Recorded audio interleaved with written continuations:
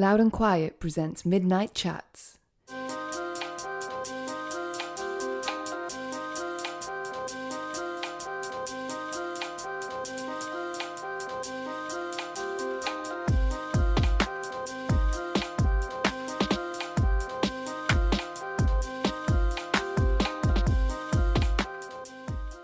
Here we are again. Thank you for joining me for episode 56 of Midnight Chats. The date today is October the 11th, 2018. And that means nothing, doesn't it? Because you could be listening to this at any point in the future. But that is when this podcast is going up. We do these once a week, and we're currently in series 6 of this. I think we've got about another 6 to go after this one in series 6. Hope you've been enjoying it so far. We've had some great people, and there's some good, exciting news, podcast news that I've just remembered, which is that if you're listening to this podcast, well, wherever you're listening to this podcast, should I say, you can now also listen to it on Spotify. That's something that only happened yesterday. So, all of our episodes are on there now, and all new ones will go up there. So if you are a Spotify person, as I know a lot of people are, then you can now search Midnight Chats on Spotify, and I guess you can follow it. I'm guessing that's something you can do, but you can certainly search it and find all of our previous episodes and all of our new episodes. That's my plug, my big plug for today. Obviously, I always do a little plug for Loud and Quiet magazine, which is the magazine that we produce as well as making this podcast. Please do check out our current issue of that. It's got Yoko Ono on the front cover and lots of new bands inside. And that is loudandquiet.com is where you can get all the information for that. You can order a copy or you can find your nearest stockist. All right, let me tell you about this week's guest. Now, Ray Black is a young singer from Catford in South London. She's currently 25 years old, and she came to our office to record this episode a couple of weeks back. We've got some building work going on outside, directly outside our window, which is hell. And they behaved themselves until I think it's probably about 25 minutes into this podcast. If you start to think that what you can hear is thunder in your headphones, it's not. It's people with cranes moving containers around. But that is on the recording, so don't think that you're going insane. Apologies for that. There was nothing we could do about it. Hopefully it won't ruin the enjoyment of the podcast too much. I don't think it will, because Ray Black is a very funny and charming person, as I found out when I met her for this podcast.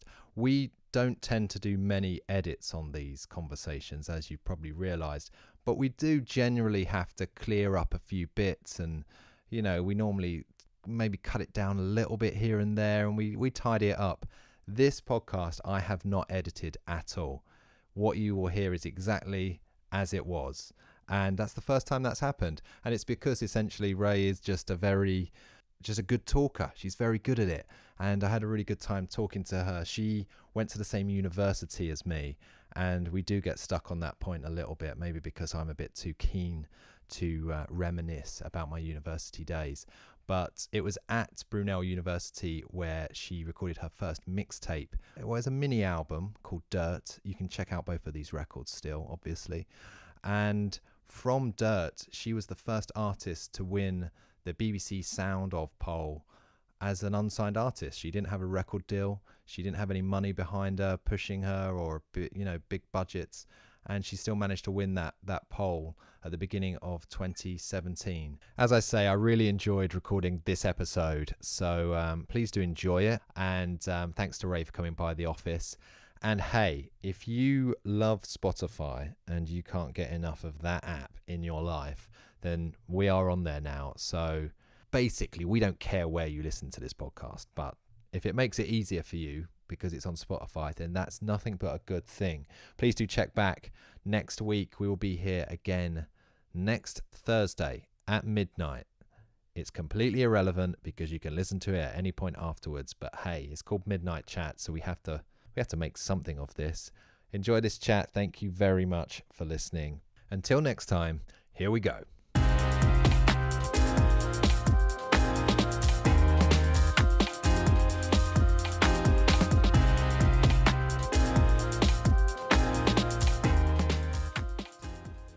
start doing my own podcast at home.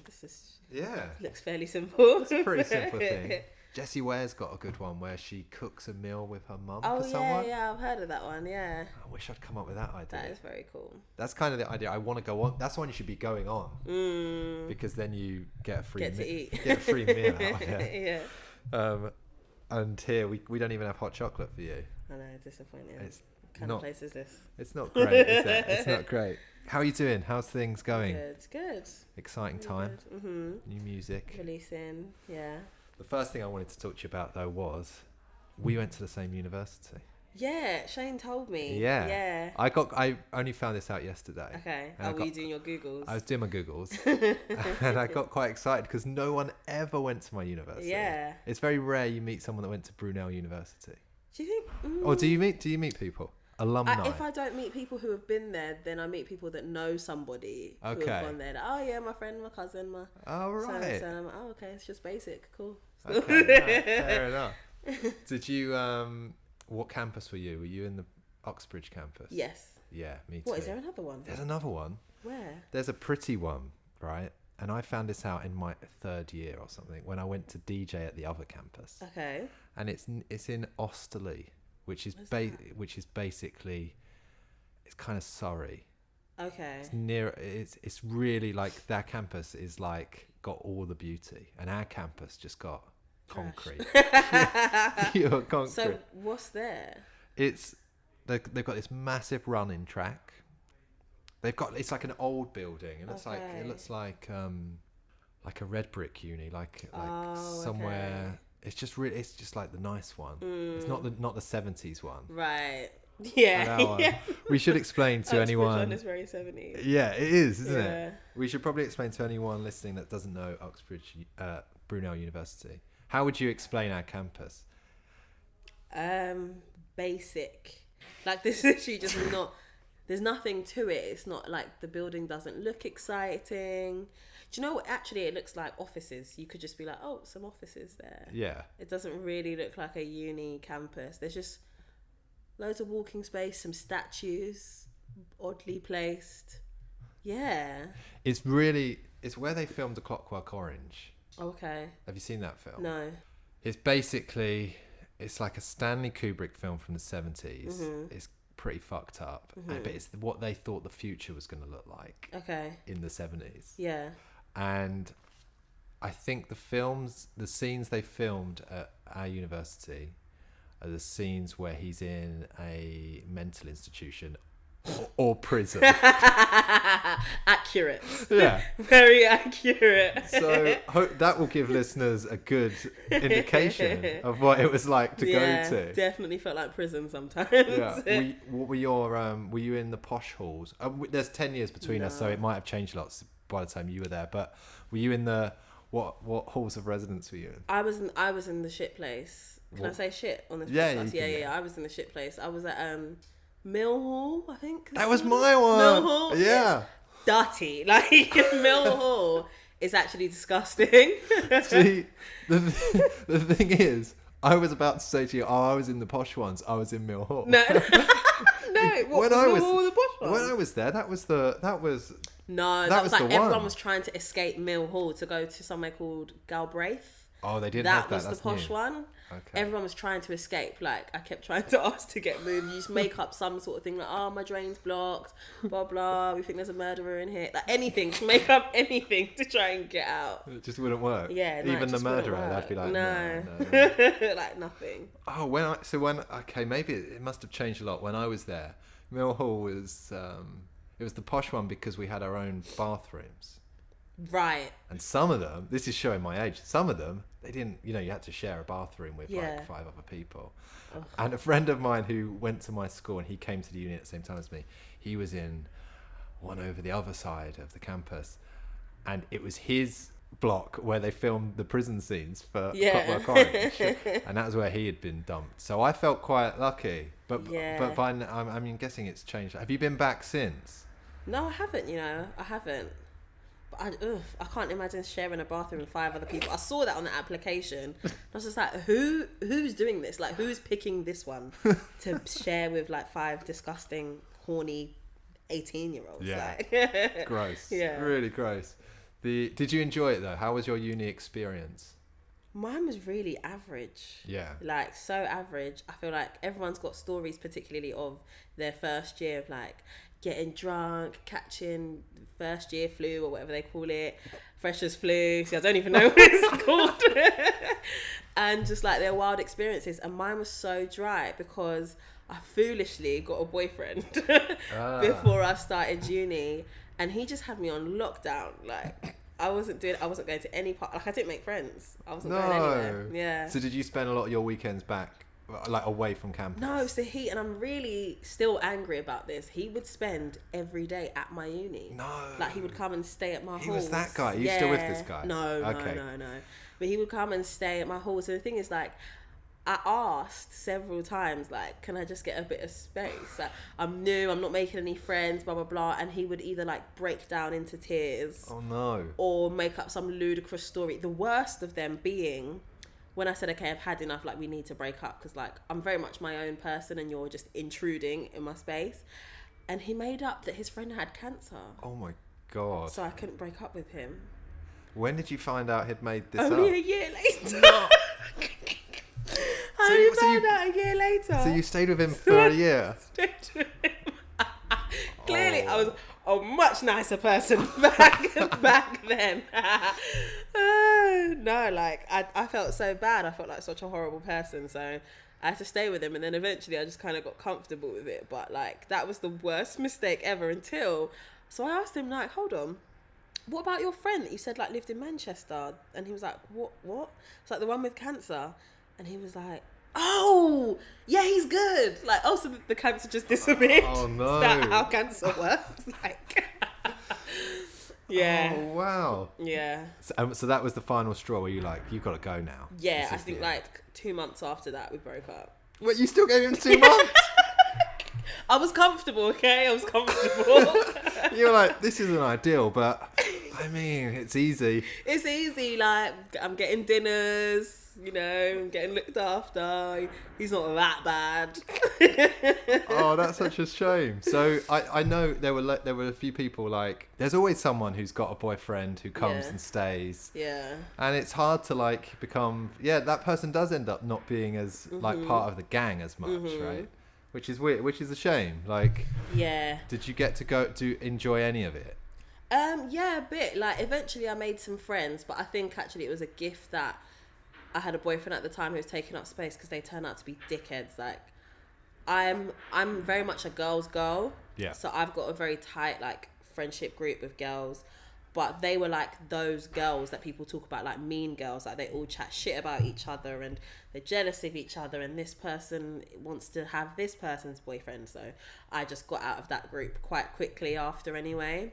And then I'd say I started enjoying my uni experience in my final year, which is the year you shouldn't be enjoying uni. That's when you're meant to be focused. And I didn't do my dissertation. You didn't do it? I did it eventually, right. But 5 days before it was due was when I started doing my dissertation. What, because you were just having a good time? Yeah, like, hanging I was out. living my best life. I was hanging with Stormzy. I was like doing shows and stuff. I was making a mixtape. I was going out partying and making new friends, like, in the music industry and stuff. Yeah. So I just wasn't bothered. And then also I felt like everyone's working too hard. Like, I don't know, for some reason I felt like it's not that serious. Like, we're doing English. It's not like we're not gonna be doctors. It's fine. So in that final year, were you living, because you would have been living off campus by then? Yeah. Were you living close still? Were you still in the Uxbridge area? Sorry, this is so funny. So my friend and I were illegally sharing a campus room. So we put it on someone else's name, and we were both like part-time living in the room and like splitting the money for it.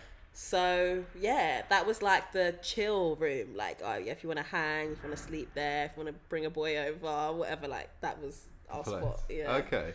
Yeah.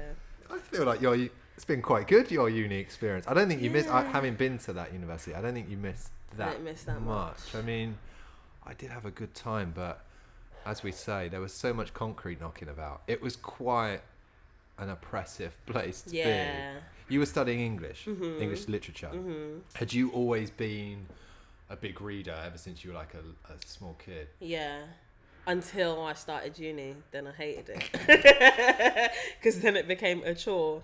But I used to love reading all the time. Like, I was never, like, nerdy or anything. I just really enjoyed reading. It was just, like, a good pastime for me. So, I don't know if they still have them these days, but they used to have, like, a mobile library. Yeah. Those buses, yeah. Yeah. So, I would always, like, be waiting at the window. Really? For the mobile library to come so I can run and switch my book. And I remember at the time I was obsessed with a series of Unfortunate Events, the Lemony Snicket book. Yeah.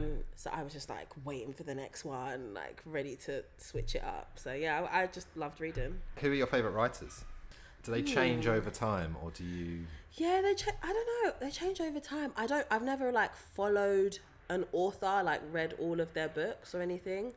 But I'd say currently maybe like Chimamanda Adichie, just because the experiences that she writes about I've experienced and I can relate to, and it's about my culture as a Nigerian. Is that what you did your dissertation on as well? So my dissertation was on post-colonial literature, and like the loss of identity in Africa. So one of her books I used, Chinua Achebe's books. Yeah. Cool. Yeah, sounds really serious. Clearly didn't take it seriously. Sounds really academic. Yeah. How did you do in the end? What did you get a good I did mark? fucking good. Like, as in, I don't understand You why pulled it out the I bag. did good. Like, after I got my results, I was like, yo, uni's fake. Like, I don't understand why people make it out like uni is this really hard struggle and stuff, because I was very much a last minute person. Like 80% of my courseworks were handed in a day late. Right. So, and like gets capped to like an Yeah, A you- minus yeah, or whatever. yeah. I was just like, A minus. I wasn't going to get an A plus in the first place. So it's not all that serious. It's fine. And then in the end, I ended up getting a 2-1 and like a distinction on my dissertation that I did in 5 days. And I found it so funny, and I kind of gloated a little bit, because there was this one boffin who used to like talk about and gossip about me and my best friend Abigail, because we used to both like slack all the time.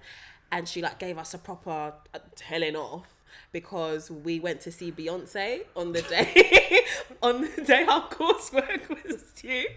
She asked us like, oh, have you done your coursework? The day it was due. And we were like, well, no, obviously not. And she was like, oh, so what, you're going to be in like the library doing it all day? And we're like, no, we're going to go see Beyonce today. So she was livid when she found out that we got the same fucking grade. She got the same. Yeah, she got a that's 2-1 the as worst. well. Work smart, not hard. Yeah. I feel for her. In our house at uni, there were 3 of us. Yeah. And I was middling. I was like, I got 2-1, but I got a 2-1. What is it, 65 or something you need for a 2-1? I think that's still a 2-1. I have no clue.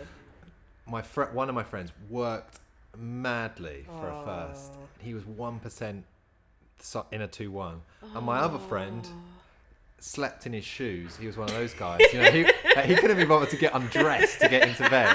That's how lazy he is. And he snuck inside the 2-1, and we all got exactly the same grades. And I felt for my friend Rob, because he's like, he deserved like, he wasn't like a square. He still had fun, but he was like, I was like, man, like I'd be so mad at the guy who slept in his shoes last night right now. Because that's unfair. Because James was bad. He was bad. He worked in a bar in town called Bar Rouge. I don't know if that's still there. No. But like, it's a weird place, isn't it, Oxbridge? Because there's no like student vibe. If you go into the town, they hate the students there. Yeah. It's not like you're in a university town at all. And London's so far. London's like an hour away on the tube, so you're kind of stranded in this weird, like campus. Yeah, and there's really not much to offer, like in terms of places to eat, places to shop. So we all end up wearing the same clothes all the time, because we're all shopping at that top shop with the limited supply. Yeah. And eating at the same place all the time, and yeah, it was weird. Yeah. So after uni, did you move back to Catford? Yeah. straight back there. You still that you're there now? Yeah, no. I've moved now, but I moved there. I think like 2 months after my friends and I decided that we were just gonna party at uni, which was stupid because the partying was done. Like, you were just getting into left. it. Yeah, exactly. I sense that as soon as it's empty, you're like, okay, I'm ready to have a good time. Exactly. Everyone's like, no, I've got to do my dissertation. You're like, no, come on, I'm just getting into this. Yeah, that it's been was 2.5 years. Literally, I'm finally free. But yeah, I moved shortly after, and then I worked in PR for a bit. Okay. Yeah. What was that in music PR? Or? No, it was in corporate PR, which was really dry, and I hated everybody I worked with, and I hated the campaigns I worked on. I just hated everything about it, and I feel like that was what gave me the drive to get into music. Do music. Because I was working from 8 o'clock till 5 o'clock or 6 sometimes. And in the evening I was going to the studio. So I'd go straight from there to the studio and I'd be there till 2 a.m. I feel like those 6 months I got no more than 4.5 hours sleep every night. But I just had to get out of there. I was like, I have to make this mixtape and it has to be. This has to save me because I can't be here anymore. Is this your first mixtape? Whilst you were still at uni? No, so that was my first mixtape was while I was still at uni. Then when I came out, I made my first mini album. I called Dirt. Yeah, okay. So I was making that, and I hadn't signed anything yet, and I was just like, I just need to sign a publishing deal so I can get out of this hellhole. Right. So yeah. And you did it. I did it. Yeah, amazing. Yeah. So the first one was Havisham, which you did whilst at uni. Yeah. And was that just what kind of?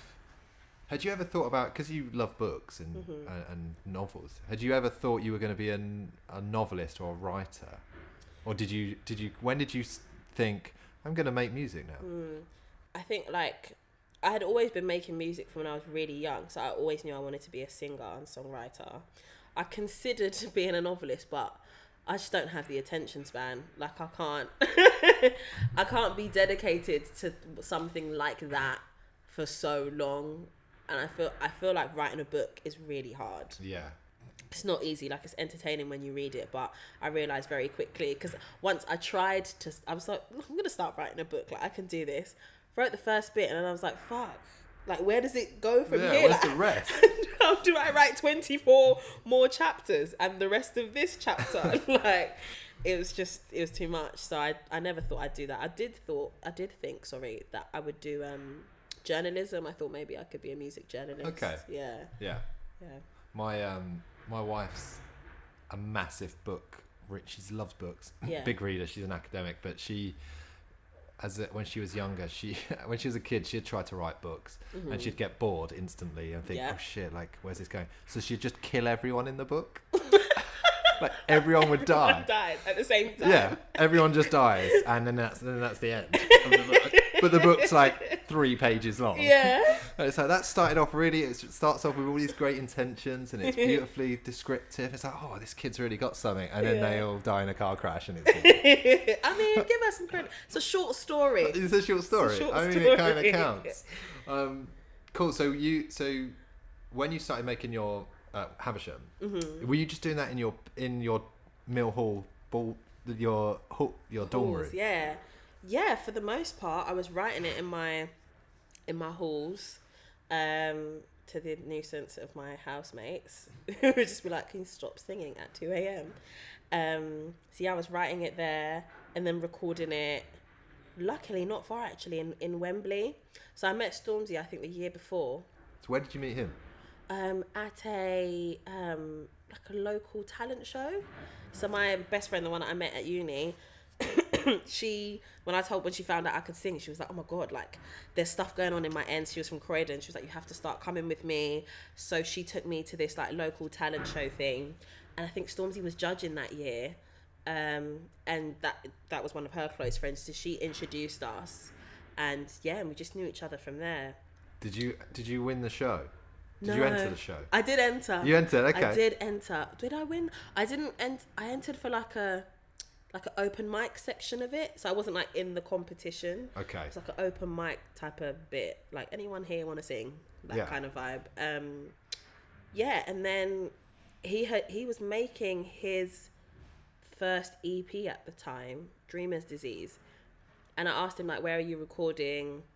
And so he hooked me up with this engineer called Six, who was in Wembley, which was perfect because that was so close to Brunel. So I was recording that there at the same time. And then that EP ends up doing really well. And you're still at uni at that point when you put it online. Yeah.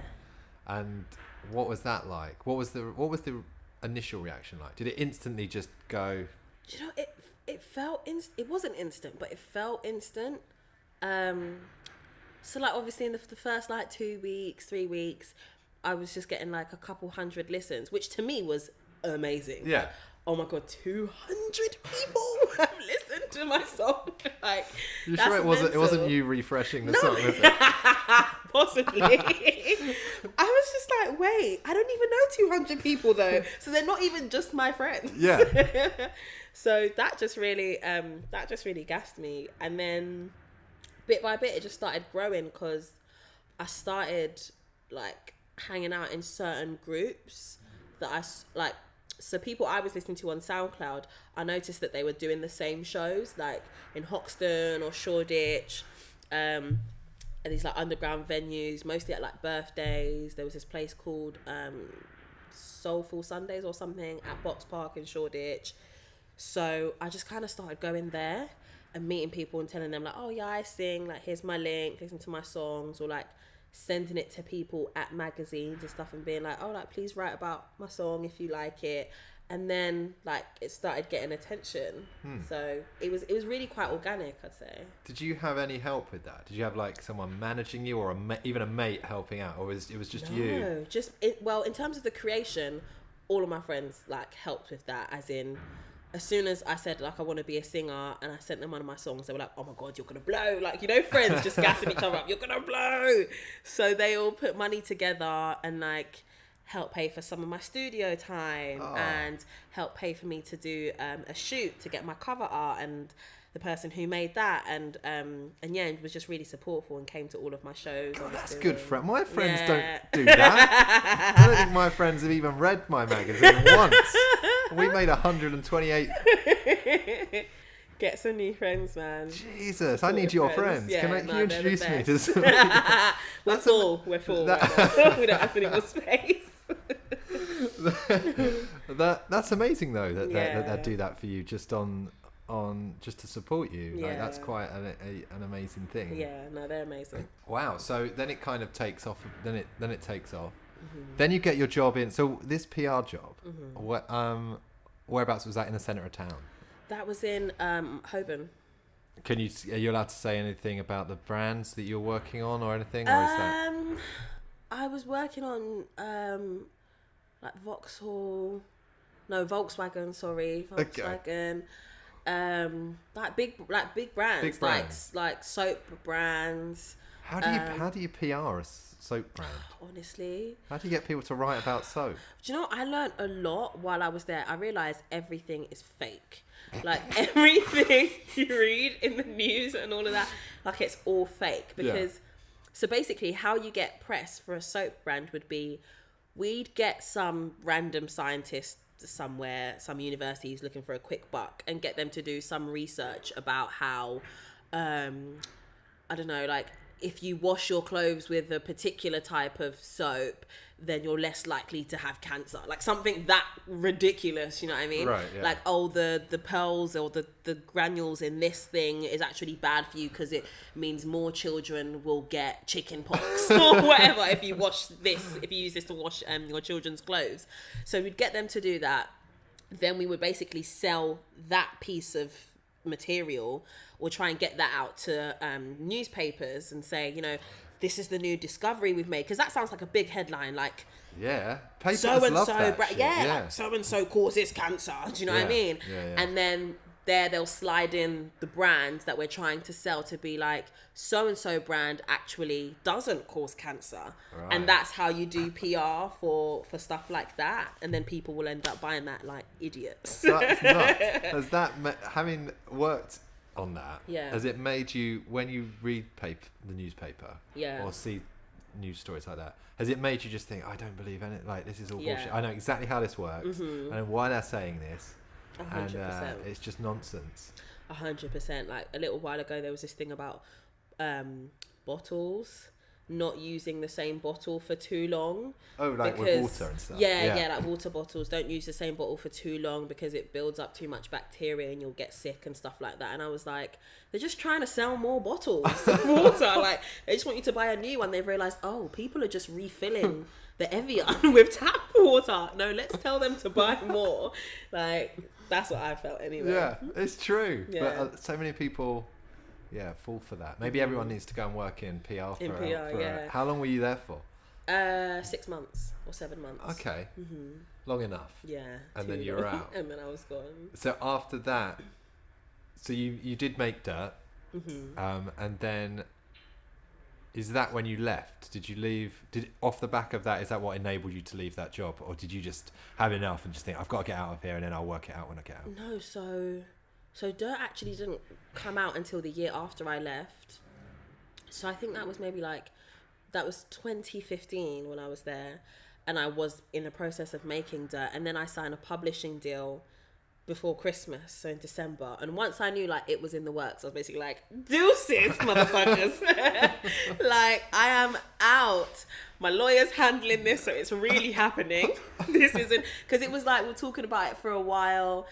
And for like 2 months I was there, like when people would like give me a heap load of work on my desk at 6 o'clock when I'm meant to be going, in my head I'm like, I don't need to do this shit. Like, why am I still here? I've got something in the pipeline. But I just had to firm it and just stay there until it was like really happening. And then I think like a week before Christmas, that's when I was freed. You're like, I'm done. Yeah, I was like, I'm out. I'm out of here. Yeah. So how did your publishing deal come about?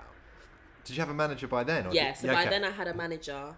I met the manager, I think like 2 months to when I finished uni, like 2 months before. And then he started getting me in studio sessions so I can make the project, and just taking meetings with publishing labels and some record labels. But at that point it was way too early to sign a deal. Yeah. Were you already being offered deals at that point? Yeah, not like anything concrete on the table, like in paperwork, but from like when I released Havisham, like the first 2 months of it being out, labels were reaching out. And I think I found out from that you never know where your music is going. Like for new artists trying to be seen and heard, you think maybe, oh, no one's taking notice, but like there are scouts at labels who their job is to just go through SoundCloud link after link and YouTube and watch this and go to these random shows where only 20 people are there to discover unfound talent.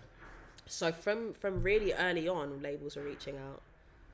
But you didn't. What I think is amazing is that you didn't sign a deal early on, and it was actually quite a while until you signed a deal, because you put Dirt out yourself. And then you won the BBC Sound Of poll as the first person that was unsigned to win that poll. And that's at the beginning of 2017. Yes. And at that point, did you then go... Well, first of all, let's talk about that. I mean, that's like a massive poll at the beginning of the year, which kind of sets the tone for like new music for the year here in the UK. What was it like to win it? Like, did you have any inkling? Does that kind of thing just pop up like one day? You just find out, or? So, I didn't have an inkling that I would win, but I knew that I was going to be like top 5, because in the run up to the announcement, they start doing like filming with all of the people who have made like top 5. Right. So I knew from the amount of like stuff they were asking me to commit to, like, oh, can we film in your area on this day, can you do a performance? So then my team knew that, oh, you'll probably do, like, you'll be on top 5. So I was like, oh, okay, dope. But that's all I thought would happen. And my team actually knew a whole month before that I had won. No. Like, what's with people lying to you all the time, keeping stuff from you? Don't know. I guess it was a good surprise, to be fair. So they weren't allowed. They obviously did a good job. You had no inkling, so they did a really good job of No. keeping that to themselves. No. They weren't like No giggling inkling, every no. time you walked into a room. No, I remember my radio person as well was asking me like, "Oh, who do you think will win?" And the conversation was very much like a regular, like, not me, like she didn't say me, I didn't say me. And she was like, yeah, obviously there's a lot of hype around this person, blah blah blah. Obviously, like, Rag and Bone Man at the time had like number 1 or 2, whatever. So it was like, oh yeah, probably Rag and Bone Man, yeah. And that was it. And like, you knew the whole time having this conversation that I had won. Yeah, it was a really lovely surprise. Yeah, such an honour. Yeah. Yeah. And I'm guessing the day that comes out, did you just go and get wrecked? What did you do? Oh, my life is so dry. That just sounded really cool. I was thinking, why didn't I do that? Why didn't I even think of that? No, like, I just went home and had dinner with my mum. Like, nothing happened. That is much cooler though. That's a much cooler reaction to that. Be like, yeah, No, whatever. that was it. I remember crying in the street though.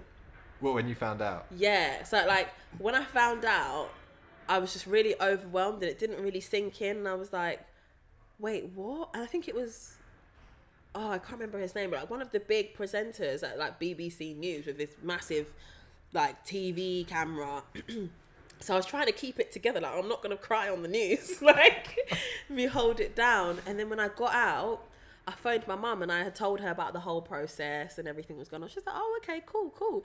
And I had told her as well about like the alumni and that, like Adele and Sam Smith, Jessie J had won, all of that. And my mum is very, she's very, very supportive. She's one of those mums that are like, you're going to win everything. Yeah. She's one of those mums. Like, she thinks you're the best at everything you do. So she was like, oh, you'll obviously win. And I was just like, oh, here we go again.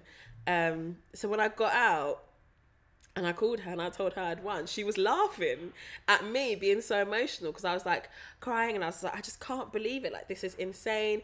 And she was like, I told you were going to win. Like, duh. Like, yeah. That's my mum. Like, So why didn't you listen? Did she cook you a special? Yeah, she actually did. Okay, cool. She did, yeah. So sweet. That's nice. Yeah. So then after that, I imagine this question of like, should I sign a record label deal? Mm-hmm. I'm guessing at that point, did you just get overwhelmed with offers and meetings? Yeah. And did you get taken out for all the really posh meals? Yeah, went to the Nobus. Did you? How many? How many meals did you take? How many meals did you get? Oh, out of quite a few. Yes. Quite a few. I remember going to Nobu for the first time. Okay. For a label meeting and just being like, shit, this is how these niggas is living? Like, y'all living like this? Like, it's crazy. Like, the bill coming to £500 and I felt so bad. Did you? Yeah, I felt awful. Like, oh my God, I'm rinsing these people. But my manager was lapping it up like, next time we need to order more. Yeah, that's nothing. You didn't have enough drinks. I can't believe we only hit 500. Yeah, on that. exactly. Is that out of the places you were taken to? Is that the one that was like? What was the best place? What was the best meal you got out of it? Probably Nobu because like, so I liked Japanese food already, but I'd never been to like an expensive Japanese place. So going there and being like, oh my God, this is what black cod is meant to taste like. Yeah. Like, this is crazy. It melts in my mouth. Because I love food. Yeah. Love food so much. That was like, oh my God, I've never tasted anything this. I remember I was telling my friends about it for a week. Like, listen, we need to try this place. You need to get a record deal so you can go. And get this. Have you been to Japan at all? I haven't. I went a year and a half ago for the first time. It's the only time I've been. And that was one of those moments where we did a feature with a guy called Gold Panda, producer. And he's from the UK, but he lived in Japan. He speaks fluent Japanese. I went on a little tour with him for a feature we did. And it was amazing because he could order everything off of the menu and he could read all the Japanese and stuff. Yeah. But what it made me realise was that the Japanese food we get here is not It's not real. It's not real at all. It's all hard and cold and refrigerated. Oh no, I hate that shit. I'm sure you found this when you were in Nobu, Yeah. that you tasted, and you're like, oh my God, I've been Yeah. all of this stuff I've been eating. Trash. It's not it. Yeah, it's not it at all. actually not it. Yeah, you should get. 100%. I'm sure you're probably is a trip to Japan on the cards for you. It must be at some point. At some point, definitely. Sorry, this isn't in or near Japan, but I've got quite a big following in Taipei. Do you? So Nice. which is really random. So yeah, so I'm How's hoping that to come go over about? to Asia. I have no clue. It's literally like UK or London, New York, Taipei. Right. That's how it goes. Then Birmingham. Okay. So it's really weird. Yeah. Nice. Take it. That's Yeah. cool. So you ended up signing to Ireland. Out of did they take you to Nobu? Were they the Nobu? bunch? No. Someone no, else. they didn't. That was. No, I'm thinking, do I name and shame? Go on, where was- did Ireland take you? Ireland didn't take me fucking nowhere. What? Until like later down the line. But with Ireland, they were actually the first record label I went to see. Oh, really? That was the first one I went, and that was during Havisham time. So no one had heard the newer content, like how I had progressed or anything like that. There wasn't a music video.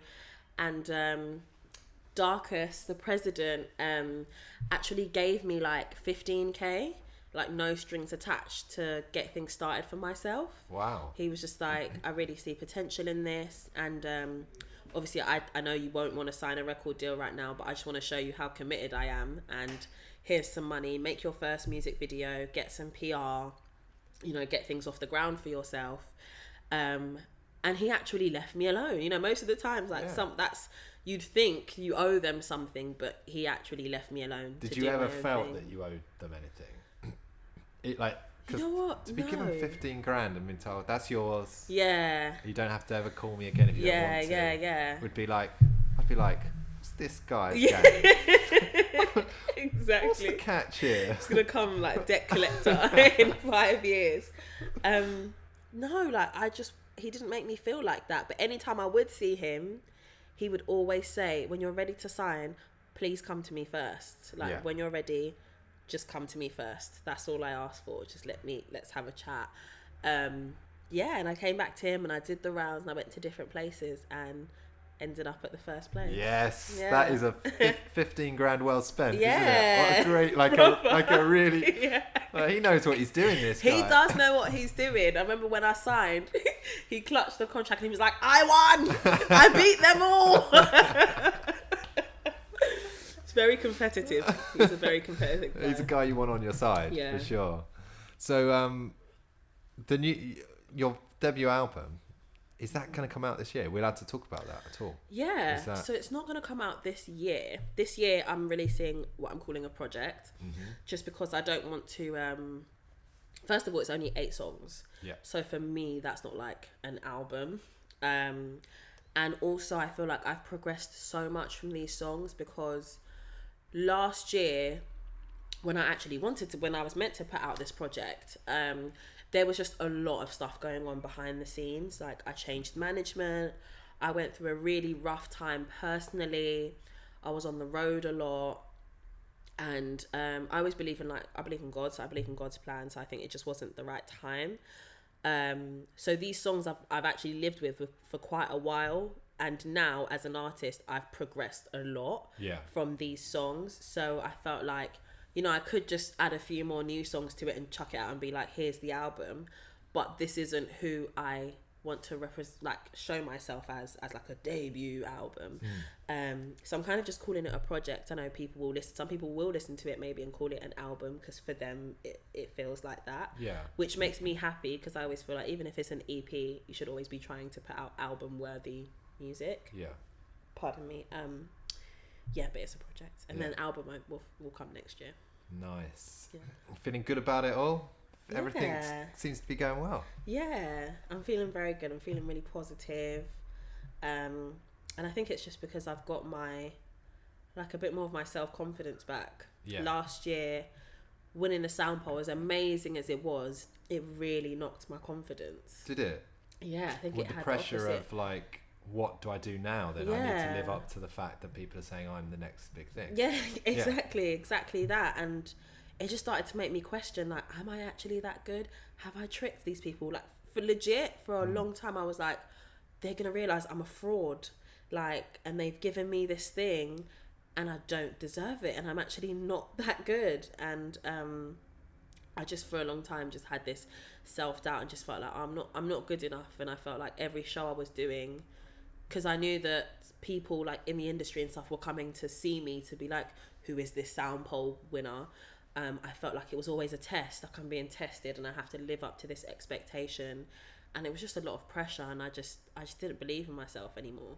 But I feel like after a while I got over that, and it took a lot of like growing and changing. But I'm now in a place where like I found my self-confidence again, and confidence in my writing and my music. So, was there any one thing that kind of got you out of that? Was it just time? You just had to work do you through know it? what? It was God.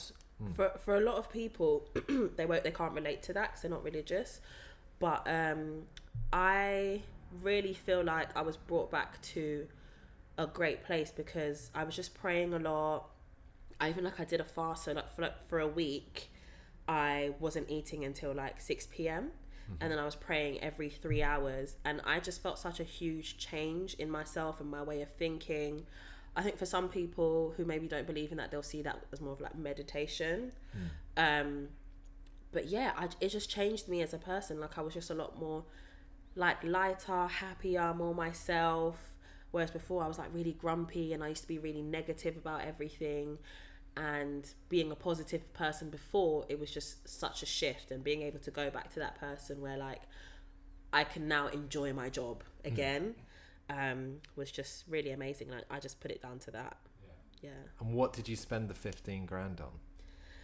Was it the video for 50/50? Yeah. Was it? Yeah. Amazing. It was a video for 50/50 and radio and press. Great. Yeah. It's a great video. Thank you. It's still a great video. And they're all your friends in that video, I presume. Oh my Are they the friends that would be like, here's some money from studio time? Yeah, some of them. My tight girl. I've got like 4 best friends. So we're all like in a group together. So yeah, they're all in the video. That's cool. That was kind of a little bit of a turning point, right? That video. The video was like the moment when people were like, oh, Ray Black, check that out. Yeah, they're like, who's this? Yeah. Amazing. Good use of the money. I know. Good use of the money. Big up Darkest. Yeah, Definitely nice one, good use of the Darkest. money. Cool. That's it. Yeah? That's it. Okay, fab. Unless there's anything else. No. How have you felt about the podcast? You think it went all right? Good. Yeah, good. Cool. Very chilled. It's not quite a meal around Jessie Ware's, is it? I mean, next time. But it's okay. Yeah, next no, time. so, I mean, I got a hot chocolate. You got a hot not chocolate. From you, not from me. but I got Not a even hot from chocolate. me. Next time we hook you up with, some Japanese food. Okay, fab. Yeah, cool. Thanks very much.